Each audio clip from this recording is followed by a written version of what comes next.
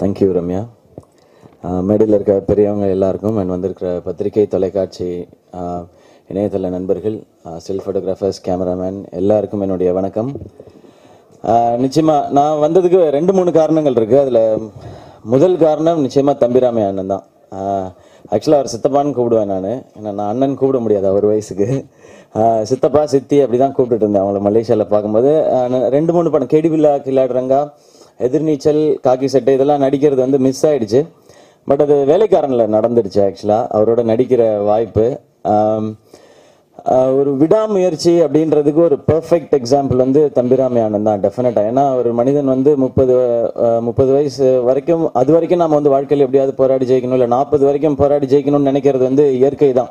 அந்த வயசுக்கு மேலேயும் தன்னால் சாதிக்க முடியும், நம்பி தன்னை மட்டுமே நம்பி உழைக்கிறதுன்றது பெரிய விஷயம். இந்த வயசில் தேசிய விருது வரைக்கும் பெரிய சாதனை படைச்சிருக்குன்றது ரொம்ப பெரிய விஷயம். பட் வயசை என்றைக்குமே காமிச்சிட்டது கிடையாது, அந்த அளவுக்கு எனர்ஜி.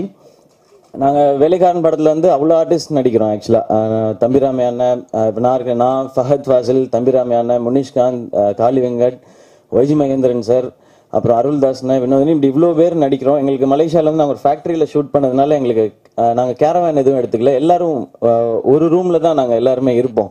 அப்போ அத்தனை பேரும் தம்பிராமையா அண்ணன் பேச்சை தான் கேட்டுகிட்டே இருப்போம் நாங்கள். அவர் அவ்வளோ எங்களை வந்து என்டர்டெயின் பண்ணிட்டே இருந்தார் அவர்.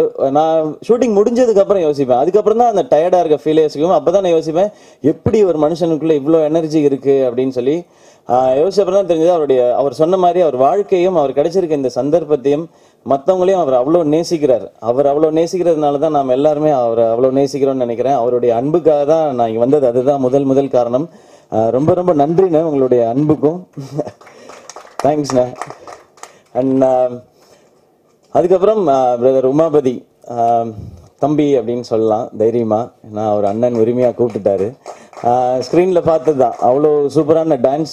தம்பிராமையா சொல்லிட்டேன்டார், தம்பி நல்ல சுய ஒழுக்கம் கொண்ட ஒரு பையன், என் பையன் அப்படின்னு சொல்லி அவ்வளோ பெருமையாக சொல்லிட்டு இருந்தார்.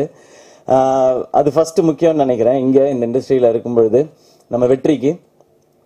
தாண்டி டான்ஸ் வந்து எக்ஸ்ட்ராடினரியாக இருக்குது.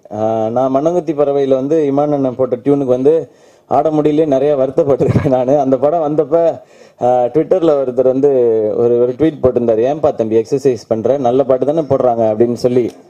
எனக்கு ஒரு மாதிரி ஆயிடுச்சு, ஐயோ இமான் அண்ணா அனிருத்லாம் பயங்கரமான பாட்டாக தராங்களே, நம்ம ஒரு முயற்சி பண்ணிடணுமே அப்படின்னு சொல்லி தான் சரி ஒவ்வொரு படமாக ட்ரை பண்ண ஆரம்பித்தேன். அப்படியே ஒவ்வொரு படமாக கொஞ்சம் கொஞ்சமாக பெட்டர் ஆகிட்டே வருது. பட் இவர் அப்படி இல்லை, அவர் ஃபர்ஸ்ட் படத்துலேயே வந்து அவர் ஹைட்டுக்கு வந்து சில மூவ்ஸ்லாம் பண்ணும்போது ஹிருத்திக் ரோஷனோட மூவ்ஸ் மாதிரி இருக்குது. நான் சும்மா மேடைக்காக சொல்ல, உண்மையாகவே சொல்கிறேன் என் பிரதர், வாழ்த்துக்கள் அதுக்கு. நீங்கள் இன்னும் நிறையா படங்கள் பண்ணும்போது டான்ஸில் இவர் அப்படின்றது வந்துடும். அண்ட் நீங்கள் சொன்ன ஆடியன்ஸ் கனெக்ட் அதெல்லாம் தெரியல. அது வந்து நீங்கள் என்ன சொன்னீங்க இல்லையா, ஏதோ ஒன்று பண்ணி ஏமாத்துறேன், ஸ்டெப்பு கரெக்டாக வரலைன்னா வேறு ஏதாவது பண்ணி மேனேஜ் பண்ணிக்க வேண்டியதான். உங்களுக்கு ஸ்டெப்பு கரெக்டாக வருது, அது நீங்கள் பண்ணிடுறீங்க. ஸோ உங்களுக்கு வந்து இது ரொம்ப முக்கியமான ஒரு ஸ்டேஜ். இந்த மேடை கிடைக்கிறதுக்கு நிறைய பேருக்கு ஆசையாக இருக்கும். அது நிறைய பேருக்கு இந்த வாய்ப்புகள் கிடைக்கிறதில்ல, அது உங்களுக்கு கிடைச்சிருக்கு. நீங்கள் இதை ஆரம்பிச்சிட்டிங்க அண்ட் நீங்கள் கடுமையாக உழைக்கிறீங்க. உங்களுடைய பாடி பார்த்தாலே தெரியுது, ஜிம்முக்கெலாம் போய் நிறைய ஒர்க் அவுட் பண்ணுறீங்க. நான் எப்பயாவது போகிறது தான் ஜிம்முக்கு, பாதி நாள் டிராஃபிக்னு போய் சொல்லிடுவேன், அது வேறு விஷயம். அது நீங்கள் இவ்வளோ உழைக்கிறீங்கன்னு போது அதுக்கான பலன் நிச்சயமாக இருக்கும். ஸோ அதாகப்பட்டது மகாஜனங்களே உங்களுக்கு ஒரு சூப்பரான ஓப்பனிங் கொடுக்கட்டும். இன்னும் நிறைய வெற்றிகள் நீங்கள் பார்க்கணும். உங்கள் உழைப்புக்காகவும் தம்பிராமையான மனசுக்காகவும் அண்ட் தம்பிராமையான சந்தோஷமாக வச்சுக்க வேண்டிய பொறுப்பும் உங்களுக்கு இருக்குது. நீங்கள் வாழ்க்கையில் ஜெயிக்கிறத தாண்டி அவரை சந்தோஷமாக வச்சுக்கிறது வந்து உங்களுக்கு இருக்கிற மிகப்பெரிய பொறுப்புன்னு நினைக்கிறேன். இதை வந்து உரிமையாக சொல்லிக்கிறேன். ஏன்னா எனக்கு வந்து இப்போ ஆசையாக இருக்குது, எங்கள் அப்பா வந்து பார்த்துக்கணும், சந்தோஷமாக வச்சுக்கணும்னு. எனக்கு அந்த வாய்ப்பு இல்லை, உங்களுக்கு அந்த வாய்ப்பு இருக்குது, அதை நீங்கள் பண்ணிவிடுங்க அப்படிங்கிறது தான் என்னுடைய ஒரு ரெக்வெஸ்ட், ஒரு அண்ணனா ஒரு ரெக்வெஸ்ட்ன்றதான். அண்ட் எங்கள் அப்பா வந்து 2003 வந்து இறந்தாங்க. அப்போ எனக்கு 17 வயசு. ஒரு 14 வருஷத்துக்கு அப்புறம் ஒரு சினிமா மேடையில் எங்கள் அப்பாவை பற்றி பெருமையாக பேசுகிறத வந்து நான் கேட்கும்போது எனக்கு ரொம்ப சந்தோஷமாக வந்து, ரொம்ப ரொம்ப நன்றி தம்பிராமையான. அவர் சந்தோஷப்படுவார் மேலேருந்து பார்க்கும்பொழுது. அப்பா இறந்து ஒரு 13-14 வருஷத்துக்கு அப்புறம் இது வரைக்கும் 2 பேர் வந்து அவரை பற்றி என்கிட்ட ஒரு அரை மணி நேரம் பேசியிருக்கிறாங்க. பொதுவாக இறந்த பிறகு அதிகமாக பேசப்பட்டதில்லை. ஒரு நல்ல மனுஷனா வாழ்ந்தானா தான் இறந்த பிறகு அவனை பற்றி பேசப்படுன்னு சொல்லுவாங்க. முதல் முறையாக அப்படி பேசினது நக்கீரன் கோபால் அண்ணன். அவர் ஒரு நாள் அவருடைய இன்விடேஷன் கொடுக்கறதுக்காக வீட்டுக்கு வந்திருந்தாங்க.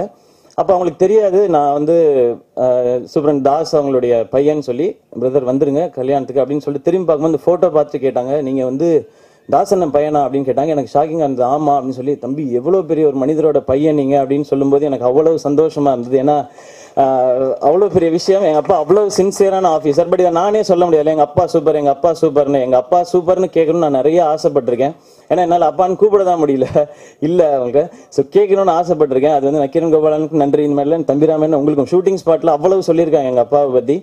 அதுவும் ஒரு இன்ஸ்பிரேஷன். நம்மளும் ஒரு மாதிரி இருக்கணும், நம்ம போனதுக்கப்புறம் யாராவது 2 பேராவது நம்மளை பற்றி பேசணுன்றது ஒரு பெரிய இன்ஸ்பிரேஷன். தேங்க்யூ தம்பிராமன். அதுக்கும் இந்த மேடையை நான் அதுக்கு பயன்படுத்திக்கிறேன். ரொம்ப ரொம்ப நன்றி. அது வீடே சந்தோஷப்படும் இன்னைக்கு நீங்கள் சொன்னதை கேட்டு.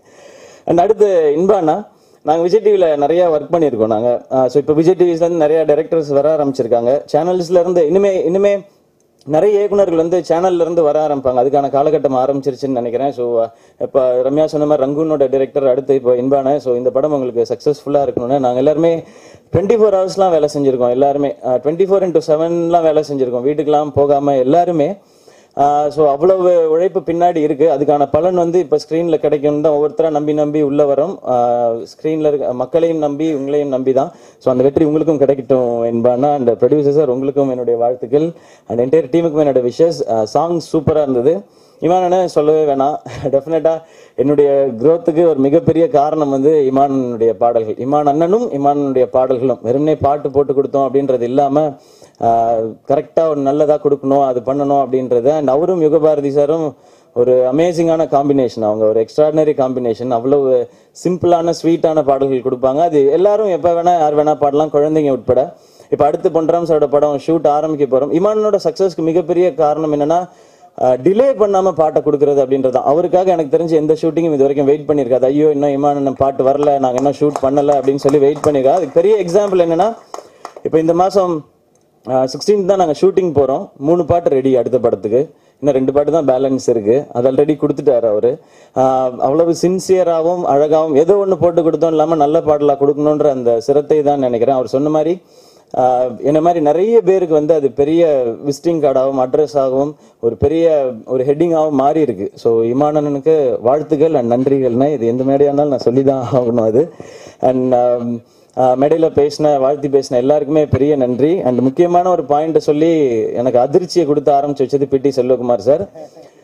என்ன சொன்னீங்கன்றதை நான் சொல்ல மாட்டேன், நான் என் வாயில டெஃபினட்டாக சொல்லவே மாட்டேன், அது உங்களுக்கே தெரியும். அதெல்லாம் வேணாம் சார். அண்ட் பேரரசு சார் சொன்னார், நான் வந்து சினிமாவில் இருக்க ஆட்களை புரிஞ்சுக்கிட்டேன். அதெல்லாம் கிடையாது, வாழ்க்கையை புரிஞ்சுக்கிட்டேன். நம்ம யாருன்னு தெரியும், நம்ம எங்கேருந்து வந்திருக்கோன்றது தெரியும். அதெல்லாம் புரிஞ்சிச்சுன்னா இந்த மாதிரி விஷயங்கள்லாம் காதுக்கு எடுத்துக்க மாட்டோம் நம்ம. ஸோ நம்ம என்ன செய்கிறோமோ, நம்ம வேலை செய்கிறோமோ அது எல்லாருக்கும் ரீச் ஆனால் பெருசாக தெரிஞ்சதுன்னா போதுமானது. இந்த மாதிரி விஷயங்கள்லாம் வேணாம் சார் ப்ளீஸ். ஆல்ரெடி எதுலேயோ ஒரு ஹெட்லைன்ஸே வந்துச்சு சார், நீங்கள் ஒரு டைட்டில் கொடுத்துருக்கீங்கன்னு. இப்போ தான் ஃபோன் எடுத்து பார்க்குறேன், எதுலேயோ அமைச்சிருக்காங்க. அதெல்லாம் வேணாம் சார். நான் ஒரு ரூட் எடுத்து அப்படியே நான் பாட்டுக்கு போயிட்டே இருக்கேன். எனக்கு அவ்வளோ போதும். என் படம் எல்லாருக்கும் பிடிச்சதுன்னா ரொம்ப சந்தோஷம். அதில் ஏதாவது விமர்சனங்கள் சொன்னாங்கன்னா திருத்திக்கிட்டு ஏதாவது ஒன்று பண்ண பார்ப்போம். டெஃபினட்டாக ஒரு டஃப்பான இண்டஸ்ட்ரி தான் சினிமா இண்டஸ்ட்ரி. வெளியில் எல்லாருமே சொல்லுவாங்க இல்லையா, சினிமா வந்து பயங்கரமான இண்டஸ்ட்ரி, ஜாகிரதையாக இருப்பான்னு. ஆரம்பத்தில் முதல் 2 வருஷத்தில் தெரில, என்ன எல்லாரும் ஜாலியாக தானே இருக்காங்க, இப்போ என்ன அப்படின்றது லாஸ்ட் 2 இயர்ஸாக தெரிஞ்சிருச்சு இது எவ்வளோ டஃப் அப்படின்னு சொல்லி. பட் அதை தப்பு சொல்ல முடியாது. காம்படிட்டிவ் இண்டஸ்ட்ரினா அப்படி தான் இருக்கும். அதில் ஏறி வரணும் அப்படிங்கிறது தான் எல்லாருக்குமே இருக்குது. இல்லைன்னா இவ்வளோ பெரிய இடம் வந்து நம்ம நோக்கி பயணிக்கும் பொழுது அதெல்லாம் யோசிச்சோன்னா நம்ம போக முடியாதுன்னு நினைக்கிறேன். அந்த ப்ரெஷர் வந்து கூடிய சீக்கிரம் உங்களுக்கும் வரும் உமாபதி பிரதர். அது வரணும். அது வந்தால் தான் சக்ஸஸ் ஸ்டார்ட் ஆயிருக்குன்னு அர்த்தம். அது நிச்சயமாக உங்களுக்கு வரும். அதையும் நீங்கள் கடந்து வருவீங்க. ஏன் அப்படின்னா உங்களுக்கு அப்பா மட்டும் இல்லாமல் குருவாகவே ஒருத்தர் வீட்டில் இருக்காரு. அவர் நிறைய விஷயங்கள் உங்களுக்கு சொல்லி தருவார். நிறைய வழிகளை பார்த்தவர், நிறைய வேதனைகளை பார்த்தவர். அவரால் நிறைய விஷயங்கள் உங்களுக்கு சொல்லி தர முடியும். அதை நீங்கள் ஜஸ்ட் ஃபாலோ பண்ணிங்கன்னா போதும், உங்களுடைய லைஃப் அழகாக இருக்கும். அண்ட் எடிட்டர், கேமராமேன் சார் எல்லாருக்குமே என்னுடைய விஷஸ். பிகே வர்மா சார், உங்களுடைய விஷுவல்ஸ் சூப்பராக இருந்தது. அண்ட் எஸ்வி சேகர் சார், அவருக்கு நான் ஸ்பெஷல் தேங்க்ஸ் சொல்லிடுறேன். என்னை முதல்ல இந்த மீடியாவில் அங்கீகாரம் செஞ்சது வந்து எஸ்வி சேகர் சார் தான். நான் கலக்கப்போவது யார் பண்ணும்போது ஜட்ஜாக இருந்தாங்க. அவங்க தான் என்னை வந்து டைட்டில் அனௌன்ஸ் பண்ணி நீ வந்து வின்னர் அப்படின்னு சொல்லி ஸ்டார்ட் பண்ணி வச்சது அவங்க தான். இல்லை, அவங்களுக்கு என்னுடைய நன்றி ஆக்சுவலாக இந்த மேடையில் சொல்லிக்கிறேன் நான். அண்ட் மேடையில் என்னை பற்றி பெருமையாக பேசினேன் எல்லாருக்கும் பெரிய பெரிய பெரிய நன்றி. அண்ட் சப்போர்ட் பண்ணிட்டு இருக்க எல்லாருக்கும் நன்றி. இந்த அதாகப்பட்டது மகாஜனங்களுக்கு நீங்கள் எல்லாரும் உங்களுடைய சப்போர்ட்டை கொடுங்க. இந்த டீம் ஒரு யங் டீம், அது கண்டிப்பாக ஜெயிக்கணும். எதுவும் தப்பாக பேசலைன்னு இல்லை, ரவிக்குமார் சாரை ஞாபகப்படுத்துகிறா, அது எப்படி பேசாமல் ரவிக்குமார் சார் பாசிட்டிவான ஒரு நான் அவங்க ஃபேமிலியில் இருக்கவங்கள நான் ஏற்கனவே ஃபங்க்ஷனில் சொன்ன மாதிரி சிஸ்டர்ஸ்ன்னு தான் சொல்லுவேன். அவங்க அவ்வளோ ஆசையாக அண்ணான்னு சொல்லுவாங்க. எப்பவுமே விசாரிச்சுவாங்க, என்ன படம் பண்ணிருக்கீங்க, எப்படி பண்ணிட்டு இருக்கீங்க, அதை கரெக்டாக பண்ணுங்க, இது வந்து பெரிய எக்ஸ்பெக்டேஷன் இருக்கு அப்படின்னு சொல்லி அதெல்லாம் ஒரு குட்டி குட்டி அலாம் தான். அது கரெக்டாக இருக்கணும்னு சொல்லி அண்ட் நிச்சயமா நான் சார்ட்ட கேட்பேன், முத்துலாம் எத்தனை நாள் சார் பண்ணீங்கன்னா 40 நாளில் பண்ணேன், 45 நாளில் தான் பண்ணேன். சார் அவ்வளோ பெரிய படத்தை எப்படி சார் 45 நாளில் பண்ணீங்கன்னா, அவ்வளோ பண்ணால் போதும், கரெக்டாக பண்ணால் அவ்வளோ பண்ணால் போதும் அப்படின்னு சொல்லிட்டு இருப்பாங்க. அந்த அனுபவம்லாம் கேட்குறதுக்கே சந்தோஷமா இருந்தது. எனக்கு இப்போ ஆசையாக இருக்குது 45 நாள்லலாம் ஒரு படம் முடிக்கணும்னு. மினிமம் 100 நாள் ஆகிடுது அது. ஏன்னா இப்போ படங்கள் வந்து 25 நாள் ஓடினா சில்வர் ஜூப்ளின்றதுனால நாங்கள் ஷூட்டிங்கை 100 நாள் ஆக்கிட்டோம். ஷூட்டிங் 100 days அப்படின்னு நாங்கள் வந்து செலிப்ரேட் பண்ணிக்கிறோம். பட் உங்ககிட்ட பெரிய லேர்னிங் அது இருக்கு சார். டெஃபினட்டா இனி வர காலகட்டங்களில் எல்லாருமே பட்ஜெட் கண்ட்ரோல் பண்ணணும்னா அதுக்கு தனியாக உங்ககிட்ட கிளாஸ் எடுக்கணும்னு நினைக்கிறேன் சார். நீங்கள் அந்த கிளாஸையும் எடுக்கணும் சார், நிறைய பேருக்கு அது டெஃபினட்டாக தேவைப்படுது சார். இன்னைக்கு இருக்க காலகட்டத்தில் பட்ஜெட் எல்லாருக்குமே அதை கண்ட்ரோலில் எடுக்கணும் அப்படின்றது தான் எல்லாருமே ஆசைப்படுறது தான். பட் பெருசாக பண்ணணுன்ற ஐடியா வரும்பொழுது அதை பண்ண வேண்டியிருக்கு. And K. ரவிக்குமார் சாராக இருக்கட்டும், பிரபுசாலமன் சாராக இருக்கட்டும், எனக்கு ஒவ்வொரு முறையும் அவங்களெல்லாம் பார்க்கும்பொழுது வந்து நான் மைனா ஆடியோ லான்ச் வந்து கடைசியில் ஒரு ரோலில் நின்று நான் பார்த்துட்டு இருந்தேன். எனக்கு வந்து சேனல்லேருந்து பாஸ் கொடுத்தாங்க, 2 இதுக்கு நீ போயிட்டு வா அப்படின்னு சொல்லி நான் பார்த்துட்டு இருந்தேன். இன்னைக்கு அவங்களோட மேடையில் இருக்கேன்ற சந்தோஷம் எனக்கு. இப்படி நிறைய சந்தோஷங்கள் இருக்குது. யாரெல்லாம் நான் ஸ்க்ரீனில் பார்த்து சந்தோஷப்பட்டனோ அவங்களெல்லாம் ஸ்க்ரீன் ஸ்பேஸ் ஷேர் பண்ணுறதோ இல்லை மேடையை ஷேர் பண்ணுறதுக்கான வாய்ப்புகள் எனக்கு கிடைச்சிக்கிட்டே இருக்குது. அந்த ஒவ்வொரு நாளையும் சந்தோஷமான நாளாக தான் கடந்துக்கிட்டே இருக்கேன். அண்ட் ஜாகவர் தங்கம் சார் உங்களுக்கும் சரி, மனோபாலா சார் சரி, சுரேஷ் சார் உங்களுக்கு, பிறகு சார் உங்களுக்கு, அண்ட் செந்தில் அண்ணன், ரிவன் சார் உங்களுக்கு, உங்களுடைய நல்ல வார்த்தைகளுக்கு நன்றி. பாராட்டு கேட்கறதுன்றது எல்லாருக்கும் சந்தோஷமான விஷயம்தான். பட் எனக்கு அந்த சந்தோஷப்படுற ஒவ்வொரு செகண்டுமே வந்து அதெல்லாம் ப்ரெஷராக மாறுது. தக்க வச்சுக்கணும், இன்னும் 10 ஓடுறான்றது. பட் அந்த ப்ரெஷரை உணர்த்துறதுக்கு ரொம்ப ரொம்ப நன்றி. And thank you once again entire டீமுக்கும் திரும்ப விஷஸ். அதாகப்பட்டது மகாஜனங்களே, இந்த படம் ஒரு பெரிய வெற்றி அடைகிறது. எப்படி சொன்னாலும் டைட்டில் மாதிரியும் இருக்கு, பேசுற மாதிரியும் இருக்கு. Thank you, love you all. And once again thank you Ramya, உங்களுடைய வார்த்தைகளுக்கெல்லாம் நன்றி. சொல்லலைன்னா கோச்சிக்குவீங்க.